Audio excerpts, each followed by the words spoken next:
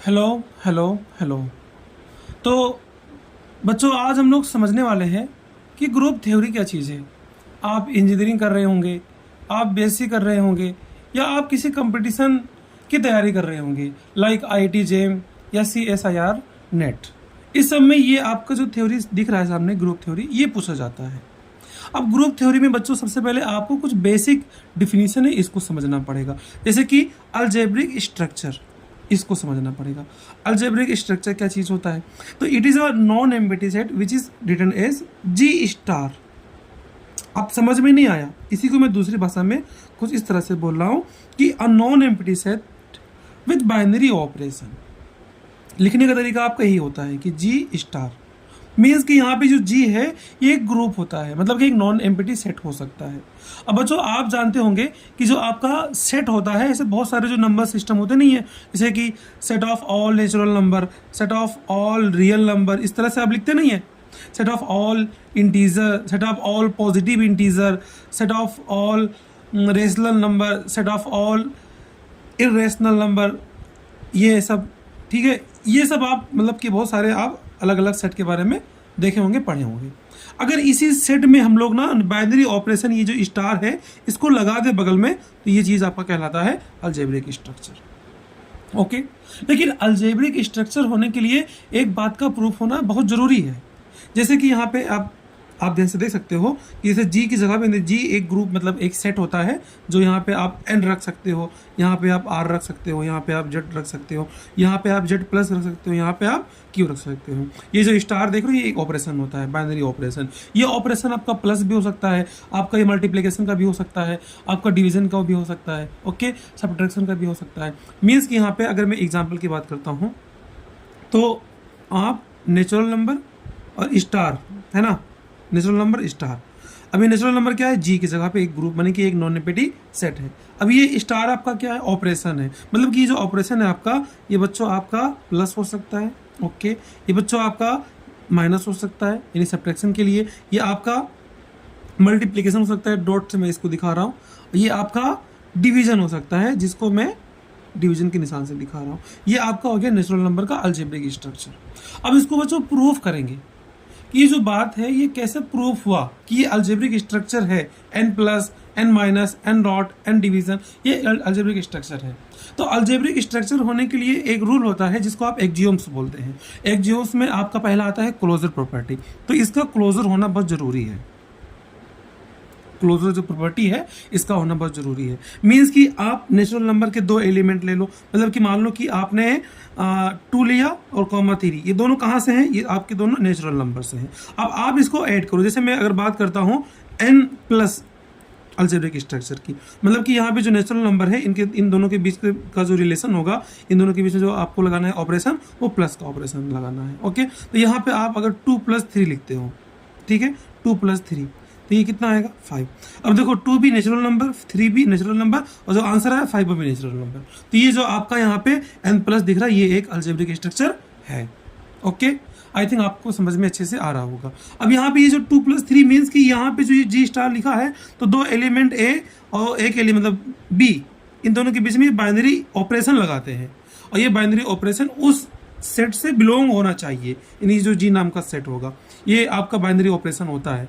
Binary operation मतलब कि दो नंबर अलग अलग हो और उनके बीच में एक ऑपरेशन हो, माइनस का, प्लस का, डॉट का, डिवीजन का। ओके, तो ये क्लोजर होना बहुत जरूरी है।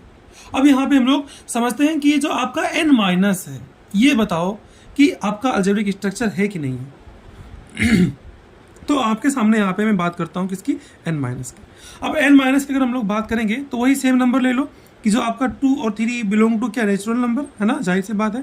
अब जब इन दोनों के बीच में हम बाइनरी ऑपरेशन लगाएंगे, नहीं 2 - 3, तो आंसर कितना आने वाला है बच्चों? -1 आने वाला है। अब देखो 2 भी नेचुरल नंबर से बिलोंग करता है, 3 भी नेचुरल नंबर से बिलोंग करता है, लेकिन क्या -1 नेचुरल नंबर के अंदर आता है? नहीं आता है। मतलब ये जो चीज़ है आपका, ये अलजेब्रिक स्ट्रक्चर नहीं है। अब कुछ कंडीशन के लिए बात प्रूफ है, जैसे आपने अगर यहाँ पे मान लो कि आपने 3 लिया और आपने 1 लिया, बिलोंग टू क्या? Natural number. अब इन दोनों के बीच में बाइनरी ऑपरेशन, यानी कि जो ये माइनस का निशान है, तो 3 - 1 आप करेंगे तो कितना आएगा 2। अब 3 भी नेचुरल नंबर, 1 भी नेचुरल नंबर, तो यहाँ पे 2 भी क्या है नेचुरल नंबर है। मतलब अब इस बात पे देखो बात यहाँ प्रूफ हो रही है। मतलब यहाँ से आप बच्चों बोल सकते हो कि जो आपका n- अलजेब्रिक स्ट्रक्चर है, लेकिन जो ये कंडीशन है ऑल नंबर के लिए मतलब लागू होना चाहिए, जितने भी नंबर्स, जैसे यहाँ 2 - 3 ये -1 आ रहा है, तो यहाँ पे देखो बात खत्म हो गया। मतलब उल्टा करते हैं तो ये बात खत्म, मतलब अलजेब्रिक स्ट्रक्चर नहीं है, सीधा में आ रहा है। तो ये हर एक तरीके से आपका अलजेब्रिक स्ट्रक्चर होना चाहिए। ये जो क्लोजर प्रॉपर्टी इसको फॉलो करना चाहिए, तब आप बोलोगे कि ये चीज़ अलजेब्रिक स्ट्रक्चर में आता है। ओके, अब यहाँ पे बच्चों हम लोग और भी बात कर लेते हैं। जैसे एन डॉट की बात करते हैं। अब आप समझ गए होगे, आप चाहो तो आराम से बना सकते हो। अगर मैं यहाँ एन डॉट की बात करता हूँ अब इसके बारे में क्या ही बोला जाए, वही 2 नंबर ले लो, तो डॉट का मतलब मल्टीप्लिकेशन, तो 2 × 3 लो तो कितना आएगा 6। अब 2 भी नेचुरल नंबर, 3 भी नेचुरल नंबर, तो 6 भी आपका नेचुरल नंबर। ओके, अगर मैं यहाँ एन डिवीजन की बात करता हूँ, तो आपने लिया 2 / 3। अब 2 / 3 मतलब कि 2/3। अब देख रहे हैं यहाँ पे 2/3 फ्रैक्शन में आ गए। अब फ्रैक्शन में आएंगे तो आपके ये जो आंसर यहाँ आने वाले हैं बच्चों फ्रैक्शन में आने वाले हैं। फ्रैक्शन मतलब कि रियल नंबर में चले जाएंगे, मतलब नेचुरल नंबर नहीं है। क्योंकि नेचुरल नंबर में जो नंबर्स आपके होते हैं वो 1 होते हैं, 2 होते हैं, 3 होते हैं, 4 होते हैं, 5। फ्रैक्शन पार्ट इसमें कहाँ होता है? तो ये आपके जो सामने दिख रहे हैं, यानी कि यहाँ जो एन डिवीजन है आपका, एन डिवीजन की बात चल रही है। ये आपका अलजेब्रिक स्ट्रक्चर नहीं है। क्यों नहीं है? क्योंकि जो क्लोजर प्रॉपर्टी है इसको फॉलो नहीं करता है। आई होप आपको अच्छे से समझ में आ रहा होगा। ऐसे ही आपके अलजेब्रिक स्ट्रक्चर में ये नेचुरल नंबर के हो गए, ऐसे आपके रियल नंबर में, यानी आपका प्लस भी आएगा, माइनस भी आएगा, डॉट भी आएगा और ये डिवीजन भी आएगा। ये पूरा आपका, इसको आप अलग अलग भी कर सकते हैं। जैसे r+ अलग हो जाएगा, है ना, r- अलग हो जाएगा, और यहाँ पे r डॉट है ना, ये अलग हो जाएगा, और r डिवीजन ये अलग हो जाएगा। ओके, ऐसे ही आप कॉम्प्लेक्स नंबर के बारे में भी लिख सकते हो। ऐसे ही आप जो इंटीजर होते हैं इसके बारे में लिख सकते हो। जैसे जेड की बात करता हूँ तो z+ हो सकता है, डॉट हो सकता है, माइनस हो सकता है, डिवाइड हो सकता है, ये सब। लेकिन ये बात कहाँ तक प्रूफ है, आपको ये चीज़ बच्चों क्लोजर का होना ये चेक करना पड़ेगा। नहीं तो इसमें देखो ध्यान से, जैसे अभी देखो यहाँ पे कि यहाँ पे जो आपका n- है ना, n- ये वाला चीज़ अलजेब्रिक स्ट्रक्चर नहीं है। अभी देखा एन डिवीजन जो है अलजेब्रिक स्ट्रक्चर नहीं है। अब इसमें कुछ ही है आपका, यानी प्लस और डॉट वाला, बाकी कुछ कंडीशन पे ये चीज़ नहीं है। क्यों? ये जो क्लोजर प्रॉपर्टीज को फॉलो नहीं कर रहा है। तो ऐसे आपको भी इस सब चीज़ को चेक करना पड़ेगा अलग अलग एग्जाम्पल को लेके। तो ये आपके एग्जाम में आते हैं। अगर आप इस चीज़ को सीख जाते हैं तो आपके जो बड़े बड़े थ्योरी हैं, जो आपके बड़े बड़े क्वेश्चन बनते हैं, इसको आप आराम से सॉल्व कर ले जाएंगे। तो बच्चों आप ऐसे ही बने रहिए।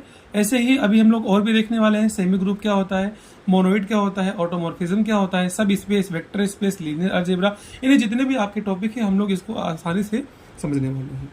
तो ऐसे ही बने रहिए, क्योंकि हम लोग को चलना है अनंत से भी आगे। Thank you so much.